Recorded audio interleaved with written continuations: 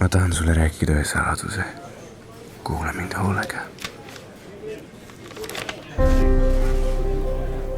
Ma tean, kuidas muuta inimesi meie ümber õnnelikumaks ja panna enda lähedasi naeratama.